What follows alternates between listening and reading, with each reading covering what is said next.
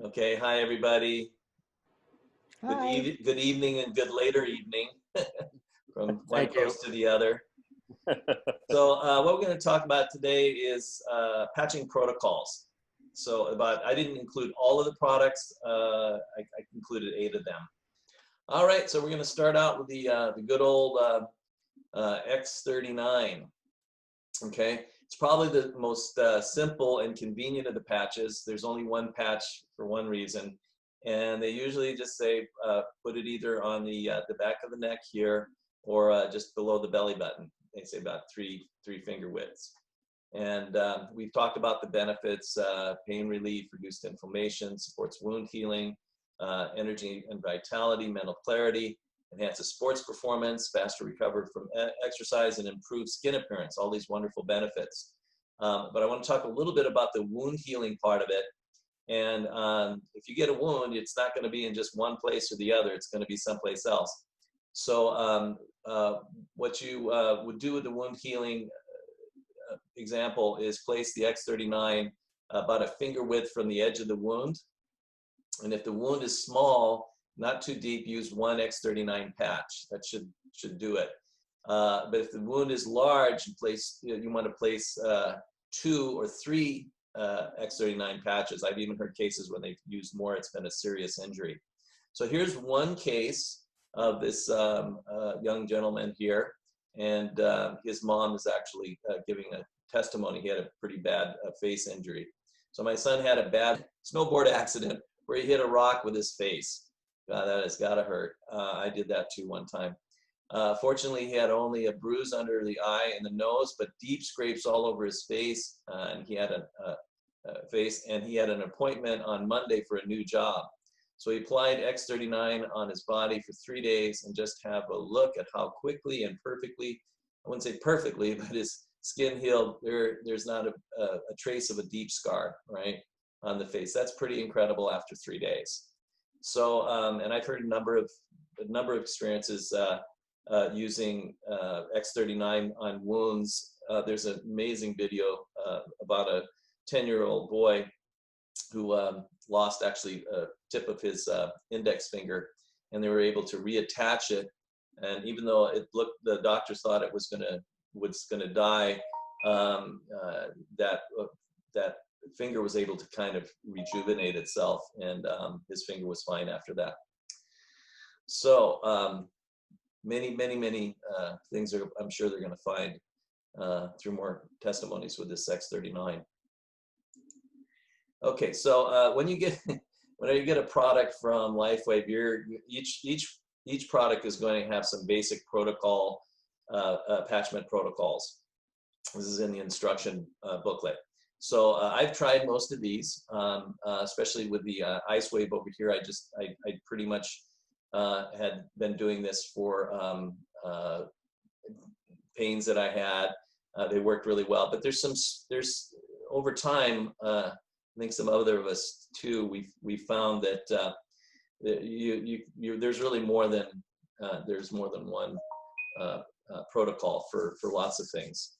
So one of the things that we have for overall brain and body function improvement is these patches here: glutathione, carnosine, energy enhancer, the white and tan. That's what that means there, and placed on various acupressure points on the body. Okay, so these are well known for people who know a little bit about acupuncture and acupressure. And so as not just the body, but also the brain, because there's so many important functions in the brain, it's really important that these points along the body are functioning correctly. And so that's really what Lifewave phototherapy patches are really all about. And I put this little diagram down here just to get a feel that we're these chemical biological things that our physical body is composed on, and they're basically following laws of nature to keep us stable and intact. But also, if we think a little beyond that, we've seen studies that people have, you can see basically their aura or energy field, And so I'm not an expert in that, but it makes a lot of sense to me that we're light and energy, and that we have these fields around us that can be can get disrupted. And so we talk about disruption of energy flow. Okay, so there's quite a few different protocols to address different things and things that we want to get better with our health. So the protocol for the IceWave patch, it says for non-specific localized musculoskeletal pain, is basically this clock method or cross method. And so basically what you do is you take a tan patch and you put it on the area where you feel the most pain, and then you just kind of go around in a clockwise fashion, okay, going from 12 o'clock to 3 o'clock to 6 o'clock to 9 o'clock, and then you see it comes all the way around to the front of the body, which is basically a line that goes from one point through the body to the point that's in front. Okay, and then it says, repeat the entire process starting at step 1, except place the white patch directly on the pain point and move the tan patch around as described. So it's basically saying you should try both methods and see which one produces the better results. Okay, and then for knee pain, there's a number of different ways that you can, depending on what the pain in your knee really is, they give one here, placing a patch here on the inside of the knee, and tan patch here that they're going to place right here. It's placed above it, but they use this. It's same kind of thing with the clock method. Okay, so you put it on the point of most pain, but I think Philip, who's on the call tonight, found a little different way of doing it, putting on the inside and the outside of the knee and putting an Eon patch above that, and that really had good results. Okay, so there's more than one way to address some of these knee pains. So the sciatic nerve pain, okay, you can see here, they place a white patch on the right side of the painful area and a tan patch to the left. And if the pain is not reduced in 10 seconds, we move to the next step. Okay, so the next step would be here, place a tan patch on the painful area and a white patch on top of the foot or liver 3, which is located on the top of the foot in the web of the big toe. Okay, and then if for generalized back pain, place a tan patch on the painful area and a white patch above the tan patch. If the pain is not relieved in 10 seconds, follow steps 3 through 6 in the clock method section.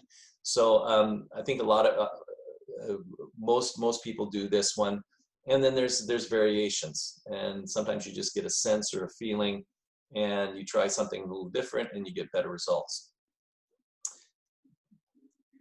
So with the energy enhancer patch, again, it shows these basic 5 placements here.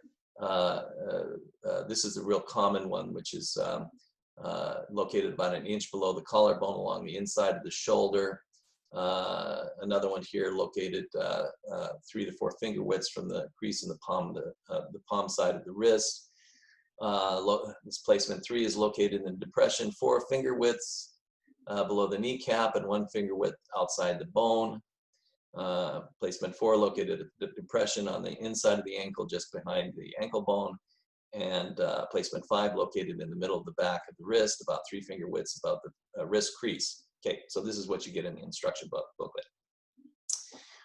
It's good to know to drink a lot of water, 1 or 2 glasses of water to maximize the cell conductivity if you're doing exercise. And as you can see here, this is Michael Phelps. This is during the 2004 Athens Olympics, where he won 8 gold medals. And you see here, there's a energy enhancer patch here, and you see this guy over here has got one on his calf. And so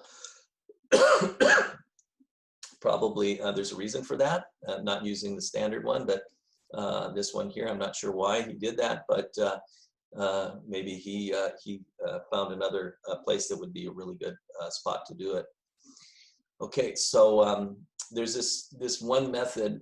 This is in the patching protocol. I actually became Philip, I think, did too, a member of that that website. And so there's what I have today. I'll show you later, but I have these patches on my right wrist right now. And this is a calming triangle method, where you put a white energy enhancer patch on the P6 pericardial 6 point, which is right here, and then you put a pan patch here, the LU 9 point, and then the H7 you put an Eon. Okay, so you can see there's this triangle here, and what actually acupuncturists say is that using the needles on these points produce a very calming effect on the body. And so I was really interested in that method, so I put those on this morning just that way. Okay, so for carpal tunnel, it's very similar, except what they would do is, instead of an Eon patch, you would substitute for this pericardium 7 position, so not the pericardium 6, but the pericardium 7, and you would put an ice wave patch right there. And this is for treating carpal tunnel, like Leonard had.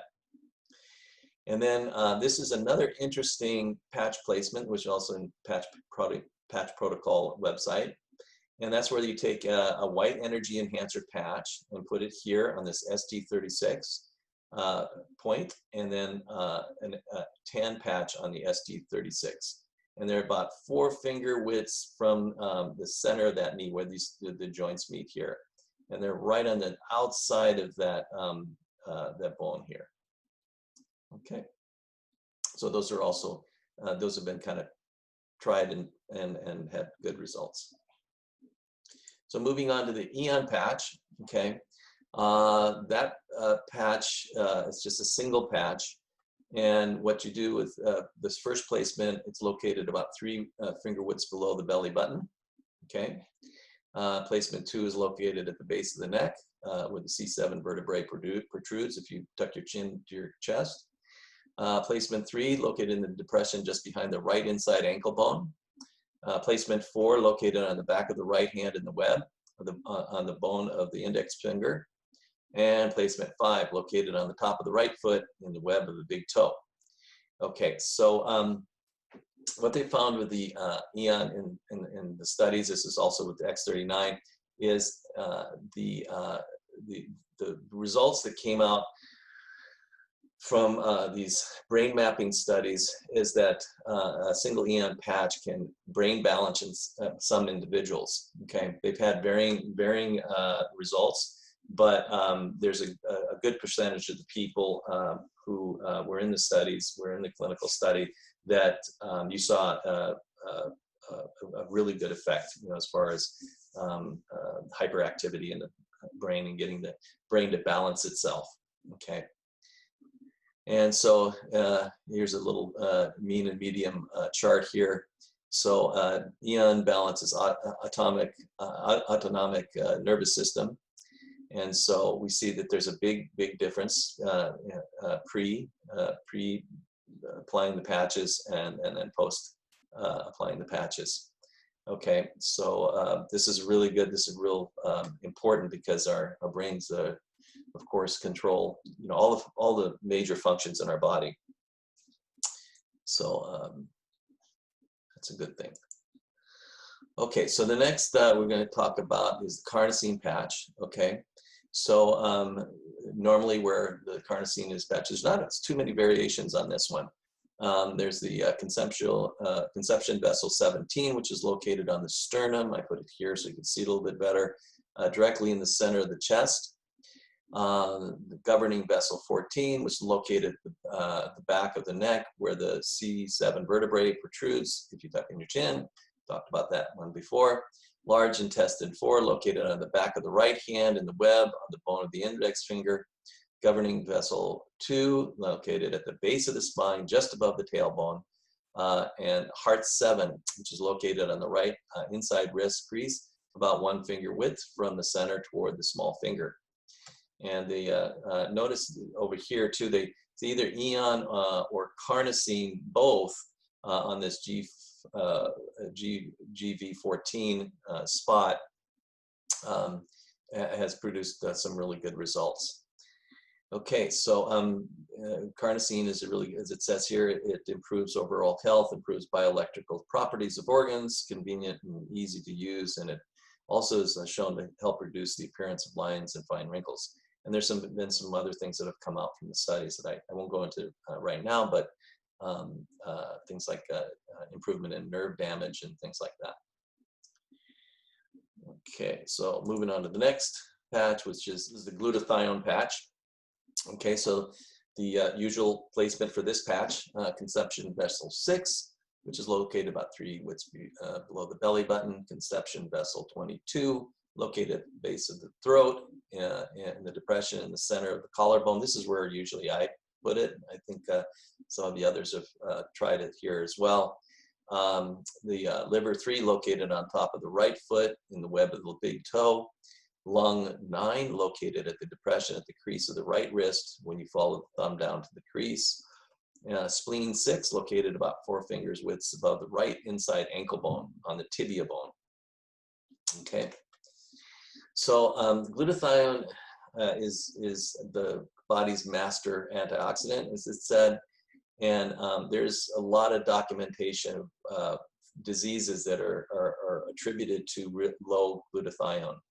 And I won't go through every single one of these